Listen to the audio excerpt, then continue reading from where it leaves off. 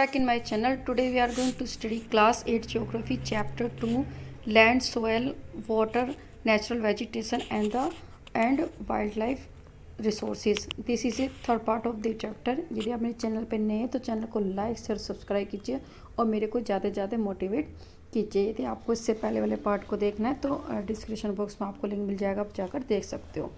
तो इसमें शुरू करते हैं problem of the water availability कि क्या परेशानी होती है कि जो भी पानी होता है कि वो अवेलेबिलिटी है कि हमारे पीने के योग्य है, हमारे यूज के योग्य नहीं, तो वो भी लोगों को क्या होता है वो लोगों को नहीं मिल पाता। तो इससे काफ़ी प्रॉब्लम फेस होती है। जितना यूज़फुल करना चाहिए लोगों को वो उसको नहीं मिल पाता।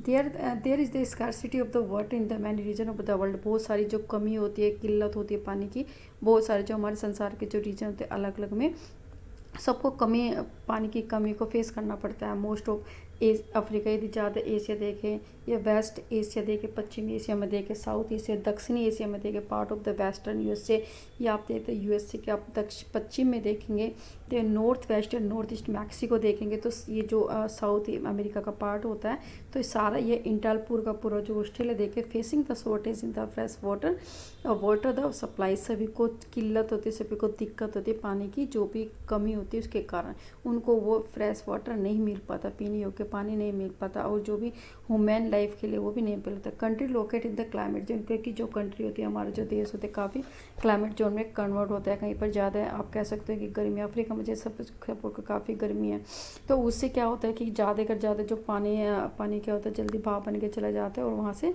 ग्राउंड वाटर वगैरह की काफ़ी दिक्कत हो जाती है। Most of susceptible to the to face in the great problem to the water scarcity. और जो ये काफ़ी असंवेदनशील है कि जिससे आपको सूखा पड़ जाता है, मतलब वहाँ पर उन एरिया में जहाँ पे गर्मी ज़्यादा होती है तो इससे कारण पानी कमी हो जाती है। दिस द वाटर शॉर्टेज में भी अदर कॉन्सिक्वेंसेस, लेकिन जो कॉन्सिक्वेंसेस मतलब बहुत सारे जो पानी जो शॉर्टेज होते हैं पानी की उसके परिणाम हो सकते हैं कि वेरिएशन द सीजन की बहुत सारे अलग अलग मौसम में अलग तरह के होते हैं। एनुअल प्रेसिपिटेशन, तो ये है आपका प्रिसिपिटेशन है कि जो बारिश होती है उसके ऊपर डिपेंड होता है कि कितनी बारिश होगी कितनी कम होगी।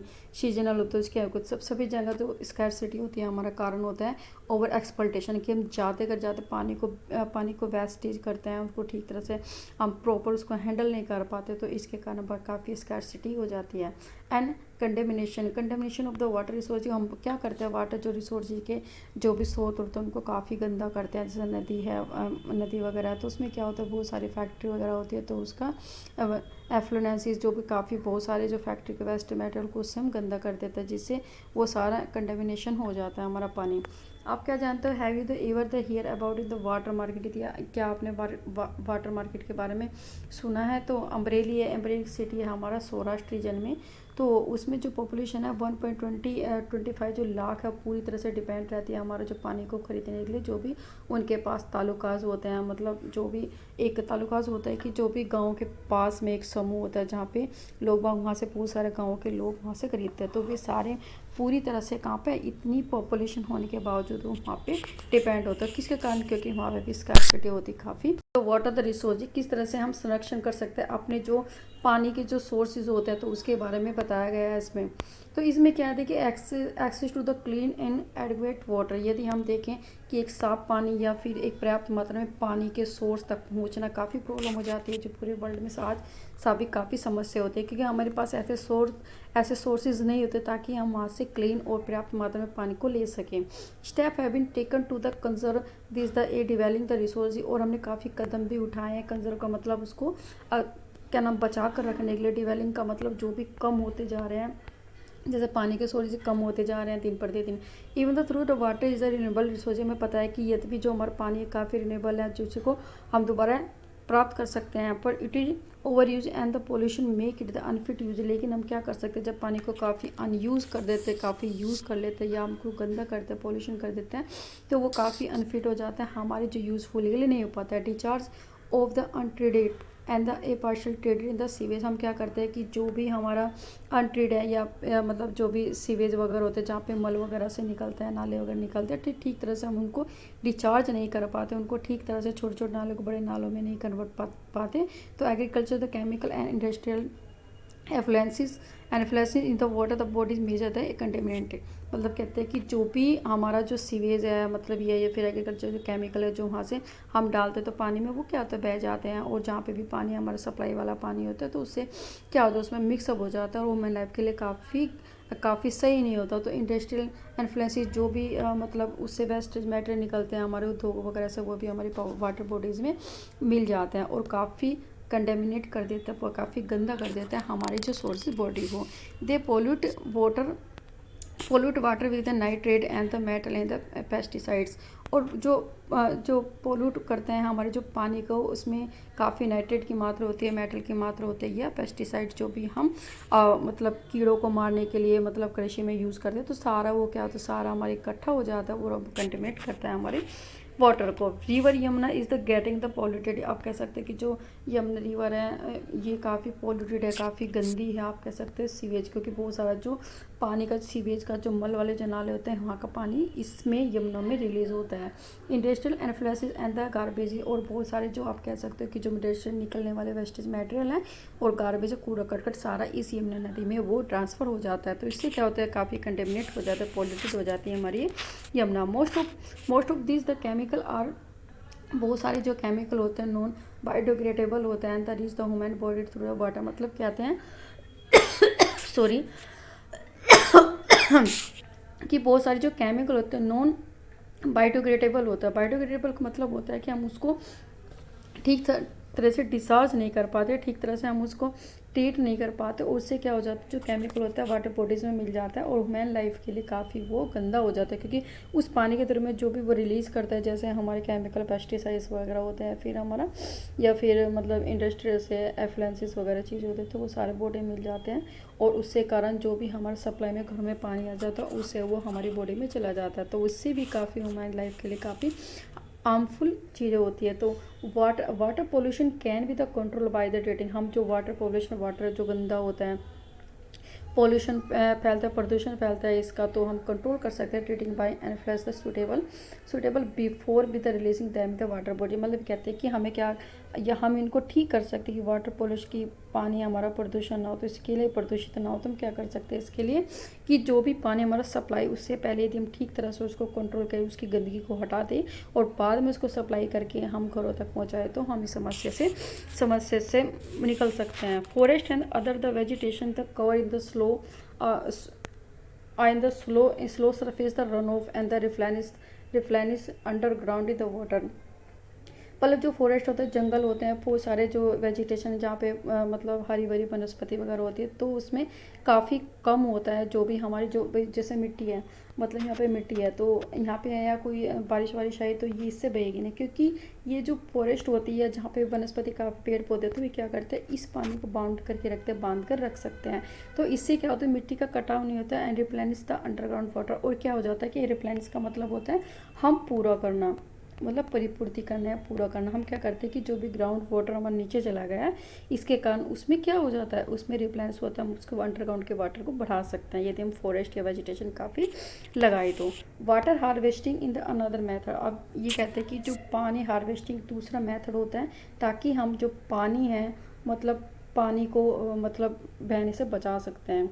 तो ये कैसे हो सकते हैं, द कैनाल है यूज़ फॉर इरिगेशन। जो भी कैनाल्स होती है, जो भी हमारी नहर होती है, तो जो हम सिंचाई के लिए यूज़ करते हैं, the field should be the properly link to minimize the losses by the water seepage. हमें क्या करना चाहिए, उनको मतलब जो कैनाल्स वगैरह होती है, मतलब नहरें वगैरह होती हैं जो इरिगेशन के लिए यूज़ होता है, हमें उसे प्रॉपरली लिंक कर देना चाहिए छोटी छोटी मतलब जो वाटर सीपेज के रूप में। और यह sprinkle effective the irrigation the area by the checking the water the lose it through the seepage and the evaporation. हमें क्या करना चाहिए कि हमें उनको जो भी खेती वगैरह करनी चाहिए वाटर सीपेज से करनी चाहिए, ताकि उसमें बूंद बूंद करके पानी आए और कम से कम पानी लॉस यूज हो, उसमें से पानी खराब कम हो। या स्प्रिंकल होना चाहिए, जो छिड़काव वगैरह के द्वारा हमें रेगुलेशन करनी चाहिए। और देखना चाहिए कि कहीं पे सीपेज वगैरह तो नहीं हो रहा, पानी तो नहीं टपक रहा है, या एवोपरेशन या क्या नाम बेकार जगह मतलब एवोपरेट तो नहीं हो रहा, पानी वेस्टेज तो नहीं हो रहा है। तो in the dry the region with the high the rate operation. हम कह सकते हैं सबसे ज़्यादा ज़्यादा सूखी जगह होती है वहाँ पे एवोपोरेशन के रेट ज़्यादा होते हैं। मतलब क्या होता है कि पानी मतलब सूखा पड़ेगा तो क्या वहाँ पे जब सूर्य का प्रकाश जाएगा तो गर्म होकर हवा क्या आ जाएगी, हवा ऊपर की तरफ उठाएगी और पानी को भी ले जाएगी तो एवोपोरेट हो जाएगा। ये हम drip and the trickle the irrigation very useful. यदि हम ड्रैप या बूंद बूंद वाले या ट्रिगल ये टपकती हुई सिंचाई को यूज़ करके हम क्या कर सकते हैं, पानी को काफ़ी तरह से बचा सकते हैं। तो स्प्रिंकल वगैरह के यूज़ से या फिर आप इस तरह से हम इसको कर सकते हैं। फिर हमारे से ये ड्रिप सिस्टम या फिर स्प्रिंकल। फिर the valuable the water the resource can therefore be conserve. हम क्या कर सकते हैं कि जो काफ़ी कीमती रिसोर्सेज है, काफ़ी मूल्यवान है, ये हमारे जो वाटर रिसोर्सेज है हम इसको कंजर्व कर सकते हैं बाय दिस मेथड इरिगेशन। मतलब इस सिंचाई के दौरान सीपेज वाली बलिया वाली या स्प्रिंकल वाली जो इरिगेशन को यूज़ करके हम इस वाटर रिसोर्सेज को बचा सकते हैं, जो काफ़ी हमारे लिए यूज़फुल है। फिर हमारे natural vegetation and the wild life वो किस तरह की है तो देख लेते हैं। Some the school the children was the visiting on the exhibition on the a handicraft. बहुत सारे जो स्कूल बच्चे थे विजिटिंग कर रहे थे, ये प्रदर्शनी लगा रहे थे, हाथ से बने हुए जो भी चीज़ें होती है। Article of the exhibition were the collected from the different part of country. और जो भी आर्टिकल होता है एग्जीबिशन मतलब जो भी हम प्रदर्शन जो चीज़ें लगा रहे हैं वो इकट्ठी की गई थी अलग अलग कंट्री से, अलग अलग पार्ट के अलग अलग कंट्री से। Mona pick up a bag and the exclaimed. जो मोना है वो उसने एक बैग उठाया और एक्सक्लेम करी, वो उसको विस्तार करे थी। इसे ब्यूटीफुल ये हैंड बैग, ये काफ़ी सुंदर हैंड बैग है। Yes it is made for, क्योंकि जूट से बनाया हुआ। टीचर ने बोला do you see the those the basket in the lamp set in a chair. क्या आप इनको भी देख सकते हो, जो टोकरियाँ छोटे छोटे लैम्प सेटेड है या फिर चेयर है। There are the made for in the a canes and the bamboo. ये कैनस और बैम्बू से बनी हुए हैं। In the eastern the north east the human region India. जो हमारी जो ईस्ट का पार्ट और हमारे नॉर्थ का पार्ट है, नॉर्थ ईस्ट का पार्ट है हमारे इंडिया का, तो वहाँ पे बनाए जाते हैं। Bamboo grow in the plenty. वहाँ पे क्या होता है कि बैम्बू काफ़ी मात्रा में हमारे उगाए जाते हैं। जैसे वाज द एक्साइटेड, काफ़ी एक्साइटेड है देखने के लिए कि सिल्क स्कार्फ था जो बांधने वाला है कि उसको देखकर वो काफ़ी एक्साइटेड था। See this the beautiful sky. भी देखो काफ़ी सुंदर है। टीचर ने बोला silk is obtained from the silk worm. जो भी सिल्क होता है, जो बेसिकली स्कार्फ बना है, इस सिल्क वर्म से ऑब्टेन्ड होता है। And the bred in the mulberry tree. और ब्रेड का मतलब क्या होता है कि हम उसको जो सिल्क वर्म को कहाँ पे ब्रीड करते हैं, कहाँ पे एक से ज़्यादा कर पाते हैं, जो मलबरी शहतूत का पेड़ होता है उस पर। The children understood that the people provide us with the many the different product. Children समझ गए कि जो प्लांट होता है, पेड़ पौधे होते हैं, हमें बहुत सारी चीज़ें प्रोड्यूस करते हैं। एंड यूज भी डे बाई डे लाइफ, जो भी हम अपने जीवन में डे बाई डे लाइफ में काफ़ी यूज़ करते हैं, सारे हमारे प्लांट के तरह मिलते हैं। फिर हमारे इसमें rain water the harvesting the process of collecting water. जो रेन वाटर है, बारिश का जो पानी है, हार्वेस्टिंग का एक प्रक्रिया होती है ताकि हम बारिश के पानी को इकट्ठा कर सके छतों पर, टॉप पर, and directing it to appropriate location where it store the future use. और जो भी हम छतों पे पानी इकट्ठा कर रहे हैं, फिर हमने उसको डिस्चार्ज करना है एक प्रॉपर जगह में ताकि हम स्टोर रख सकें उस पानी को और फ्यूचर के लिए यूज़ कर सकें। जैसे ऊपर छतों पे पानी करके हमने उसको इस तरह से पाइप खिलाया और एक हमने यहाँ पे एक गड्ढा बना दिया मतलब ज़मीन में, तो ये पानी यहाँ पे स्टोर हो जाएगा और जब हमें यूज़ होगा तो हम वहाँ पे यूज़ कर लेंगे। One the spell of the rain in the 2 hours is the enough to the save the 8,000 litre of the water. मतलब कहते हैं कि ये जो पानी है, जो बारिश का जो पानी बहता है, यदि ये 2 घंटे लगातार बारिश हो जाए तो हम कितना पानी बचा सकते हैं, तो हम 8,000 लीटर पानी को उसमें सेव कर सकते हैं। तो ये बारे में बताया। फिर हमारा इसमें ये हमने यहाँ तक कर लिया। Natural vegetation the wild life exist, कि जो भी हमारा प्राकृतिक जो वेजिटेशन है, हरा भरा है, प्राकृतिक चीज़ें है या वाइल्ड लाइफ है, जो भी हमारे जंगली जानवर की जो भी जीवन है वो एग्जिस्ट कर सकता है in the narrow zone of the in the contract between in the lithosphere hydrosphere atmosphere in the called the biosphere. मतलब कहते हैं कि जो हमारी ह्यूमन लाइफ है, जहाँ पे हमारे प्राकृतिक वनस्पति है या फिर अब जीव जंतु है हमारी लाइफ, वो एक ऐसे छोटे से जोन में रह सकते हैं जहाँ पे हमारे 3 चीज़ें मिली होती है। एक तो हमारा लिथोस्फेयर, जहाँ ज़मीन होती है, एक हमारा हाइड्रोस्फीयर जहाँ पे हमें क्या होता है, पानी मिलता है, और एक है वहाँ तक एक होता है कि हमारा एटमॉस्फेयर जहाँ पे हमें हवा मिलती है। जहाँ पे तीनों जोन मिलकर बना होता है तो उसको क्या बोलते हैं, biosphere. This is very very important question. In the biosphere living being are the inter related. मतलब जो बायोस्फीयर होता है ये तीनों का मिला बना होता है, लिथोस्फीयर, हाइड्रोस्फीयर, एटमॉस्फेयर। तो ये क्या होता है, एक तरह से एक दूसरे से इंटरलेक होता है और एक दूसरे पर निर्भर रहते हैं ताकि वह एक दूसरे सर्वाइव कर सकते। This life supporting the system known as eco system. जो भी ये हमने बायोस्फीयर बनाया और ये एक दूसरे से इंटरलेक है या एक दूसरे को सर्वाइव करेगा, तो ये सिस्टम हमारा इको सिस्टम कहलाएगा। Vegetation and the wild life are valuable resource. हमें पता है वेजिटेशन और जो वाइल्ड लाइफ है, जो हमारी मतलब जीव जंतु वाली लाइफ है, काफ़ी महत्वपूर्ण सोर्सेज होती हैं हमारे प्लांट्स क्या होता है, plant provide us with the timber. हमें जो प्लांट होते हैं, पेड़ पौधे क्या होते हैं, लकड़ी देते हैं कि बस द सेटल टू एनिमल, और क्या नाम उसको छत देते हैं, मतलब जो एनिमल्स होते हैं उनको रहने का स्थान देता है क्योंकि वो जंगलों में रहते हैं। प्रोड्यूस ऑक्सीजन, ऑक्सीजन को प्रोड्यूस करता है, वो हमें देता है विब्रेज जिससे हम सांस लेते हैं। प्रोटेक्ट सोइल, सोइल को बचा कर रखते हैं। सो एसेंशियल, जो काफ़ी महत्वपूर्ण पार्ट होता है हमारे जो फसलों को उगाने के लिए। As act in settle bed, एक सेटल बेड की तरह वो काम करते हैं। किस तरह से, क्योंकि जो हमारे जो पेड़ पौधे प्लांट होते हैं वो क्या होता है कि जो हमारी मिट्टी होती है, मिट्टी के बहाव को रोकते हैं, और क्या होता है कि जो भी स्टोर करके उसको रखेंगे, और फिर पानी के जो ग्राउंड वाटर में उसको भी बचा कर रखते हैं। In the shortage the underground in the water, मतलब बहने नहीं देते और वो सारा ज़मीन में सोख लेते हैं। जैसे हमारा ग्राउंड जो वाटर पानी होता है उसकी भी समस्या नहीं होती। कि बस फ्रूट हमें फल देते हैं, नट्स देते हैं, हम काजू बादाम देते हैं। और लैक्टस का एक वाइट कलर का सब्सटेंसेस वो देते हैं जो रबड़ के प्लांट से मिलता है। टर्पेंटाइन का मतलब होता है, टर्पेंटाइन और तारपीन का तेल देते हैं, गम देते हैं हमें।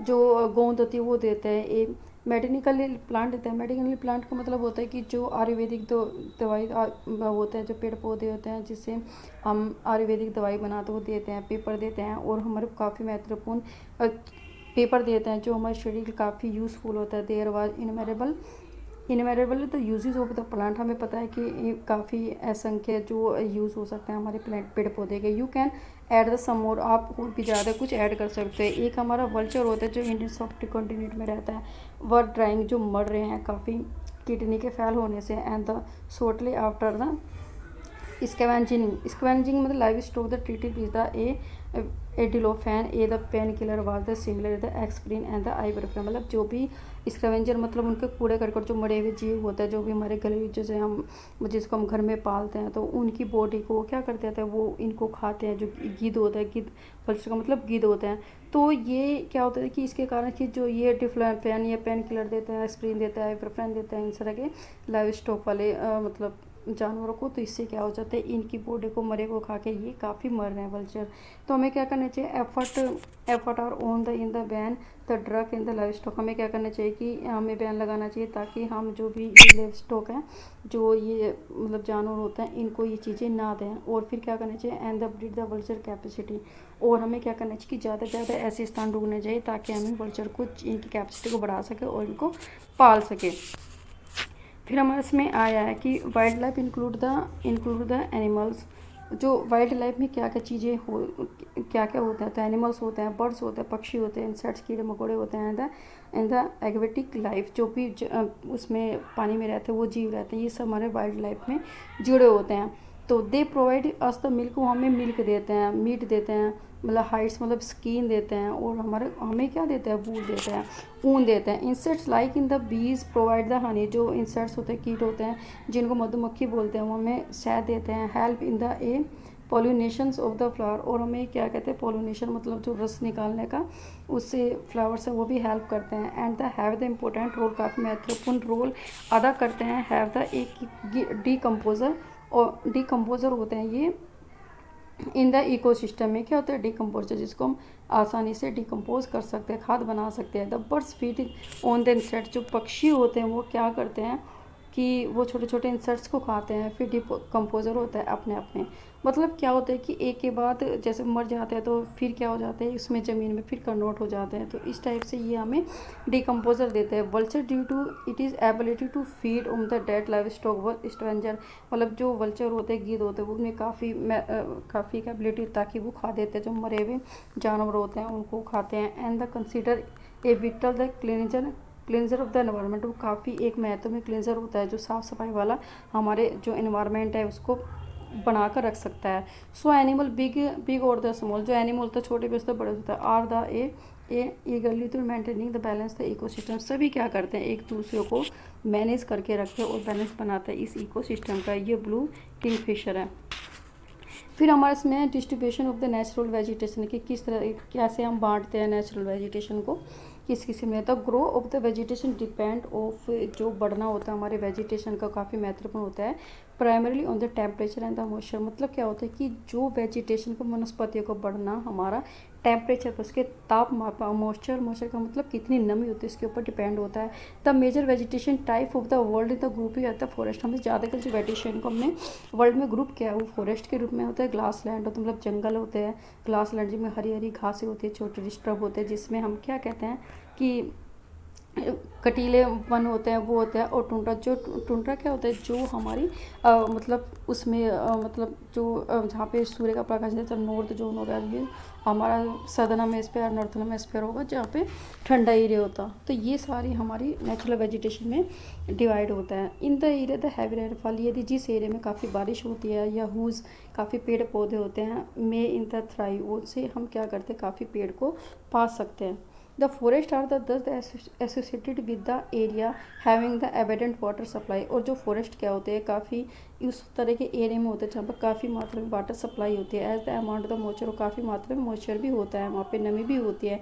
And decrease in the size of the tree और उससे क्या हो जाता है कि पानी मतलब जो पेड़ पौधे हैं उनका साइज़ कम होता है। And the there density reduce और डेंसिटी काफ़ी कम होती है जहाँ पर नमी होती है। शॉर्ट स्टैंडर्ड ट्री जो छोटे छोटे पेड़ होते हैं द ग्रास होते हैं वो उन रीजन में उगते हैं जहाँ पे मोटेस्ट लैंडफॉल जहाँ पर एक ना तो ज़्यादा बारिश होती है ना कम बारिश होती तो वो ग्लास लैंड पे वहाँ पे होते हैं छोटे छोटे। फिर हमारे ट्रोनी स्ट्रब्स क्या होते हैं कि जो कटीले स्ट्रब्स झाड़ियाँ होती हैं एंड द स्ट्रब वो एक ड्राई सीजन में क्या होती है ग्रो करते हैं और जहाँ पे कम बारिश होती है।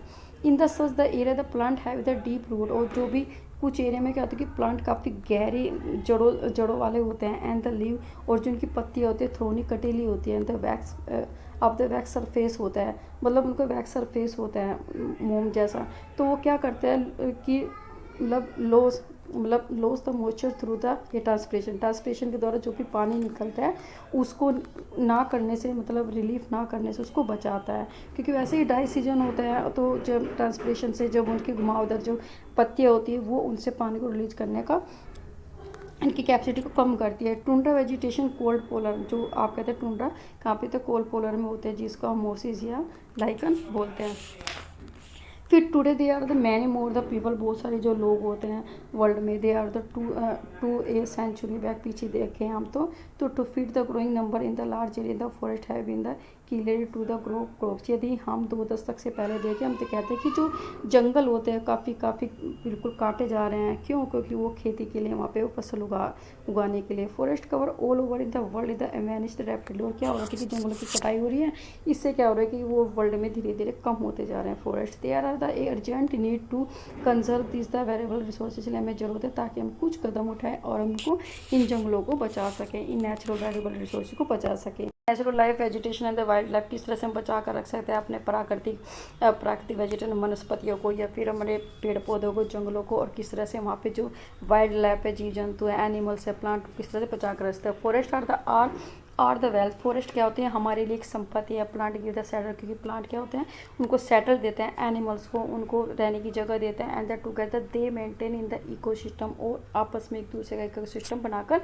रखते हैं। चेंजेस ऑफ द क्लाइमेट जो भी बदलाव हो रहा है हमारी क्लाइमेट में हमारे मौसम में तो यह ह्यूमन इंटरफेरेंस जो ह्यूमन मानव काफ़ी इंटरफेरेंस कर रहे हैं उसमें हस्तक्षेप कर रहे हैं can be causes of the और the loss is the natural habitats. हम क्या धीरे धीरे जो नेचुरल हैबिटास हो रहे हैं जहाँ वहाँ पे रहने वाले जानवर प्लांट्स को उनको ख़त्म करते जा रहे हैं फॉर द प्लांट एनिमल जो वहाँ पे रहते हैं। Many the species have the become vulnerable और endangered of the some on the words extinctions. मतलब क्या होता है कि जो वहाँ पे रहने वाले प्लांट है या फिर पेड़ पौधे वल्नरेबल का मतलब असुरक्षा हो रहा है या फिर आप इंटेलिजेंस मतलब खतरनाक हो रहा है खतरा हो रहा है उन्हें कुछ वर्ड्स वो एस्टेगेशन का मतलब होते गायब होते जा रहे हैं बिल्कुल ही। वो डिफॉरेस्टेशन हो रहा है वहाँ पे जंगलों को काटे जा रहा है। सोल इरोजन हो रहा है मिट्टी का कटाव हो रहा है। कंस्ट्रक्शनल एक्टिविटीज़ हो रही है मतलब वहाँ पे मकान बनाया जा रहा है उसको कंस्ट्रक्शन फॉर्म में हमने क्या कर दिया उसको वहाँ पे कर दिया।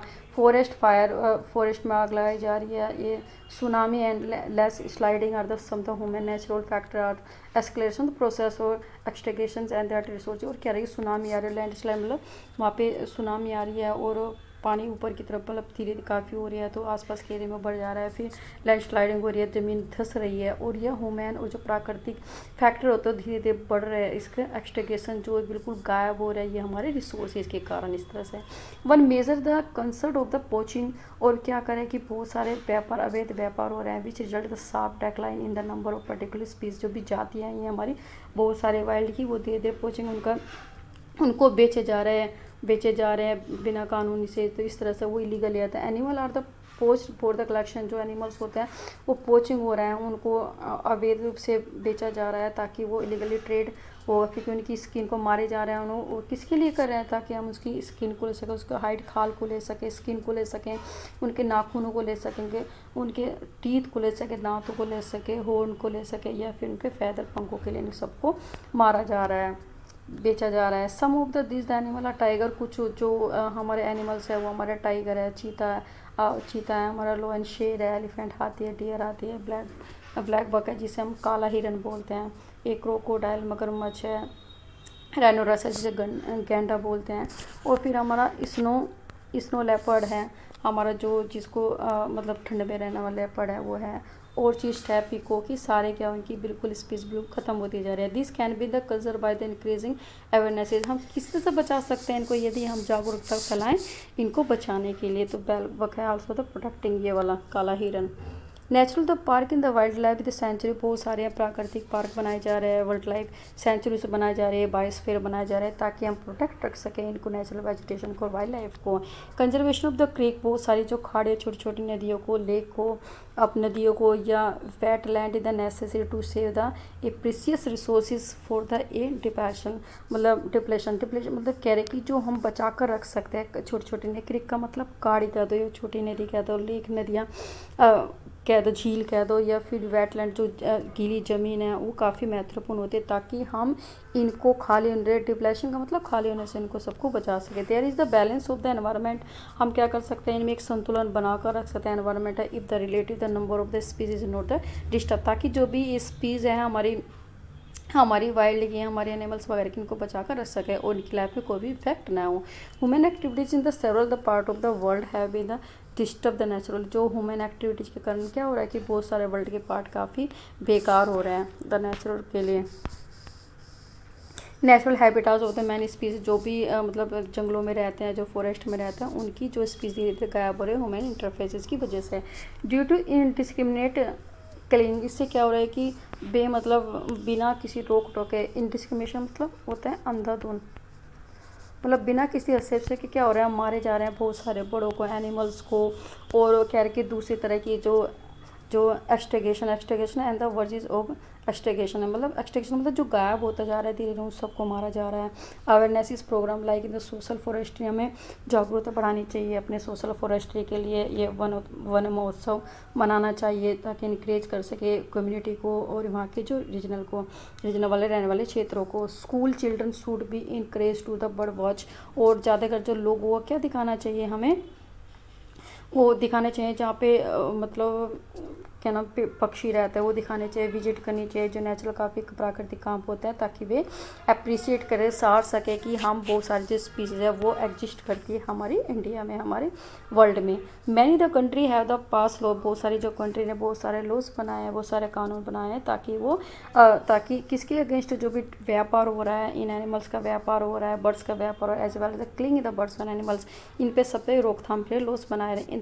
इन the India the killing the lion, यदि भारत में देखें तो शेरों को मारना, चीतों को मारना, हिरन को मारना, और ग्रेट इंडियन द बस्टर्ड मतलब इस तरह से इस टाइप से, और ऐसे बत्तख की तरह इस टाइप से, इस तरह जो ऑर्चिस्ट होता है इस टाइप से बस्टर्ड होता है, एंड द पिकॉक मोर को इलीगली कर दिया गया जो इनको मारते हैं।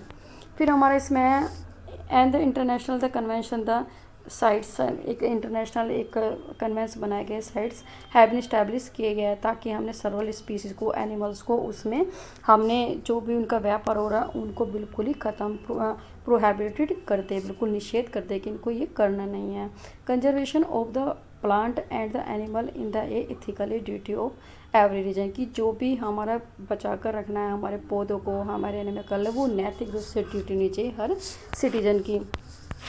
फिर इसमें natural park design of the designated the protect ecologically, मतलब ये जो नेशनल पार्क है वो डिज़ाइन इस तरह से किया ताकि हम इकोलॉजिकली इंटीग्रेटेड लाभ पहुंचा सके इन इकोसिस्टम में, जो भी हमारे प्रेजेंट में फ्यूचर में जनरेशन के लिए इनके तो नेशनल पार्क इसलिए कंजर्व कर सकें इनको, वाइल्ड लाइफ को।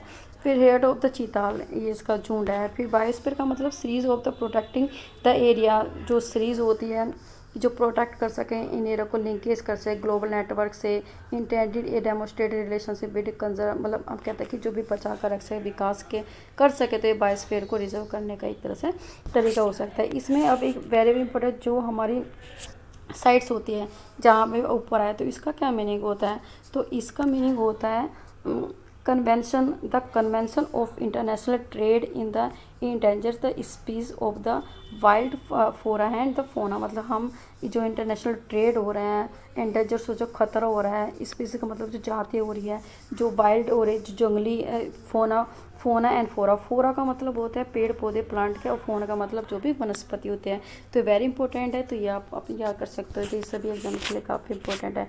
तो ये चैप्टर क्लोज हो गया, ये लोग ख़त्म हो गया। तो मिलते हैं आपको नेक्स्ट चैप्टर के साथ, तब तक के लिए अपना ध्यान रखिए। Thank you for watching, take care and bye.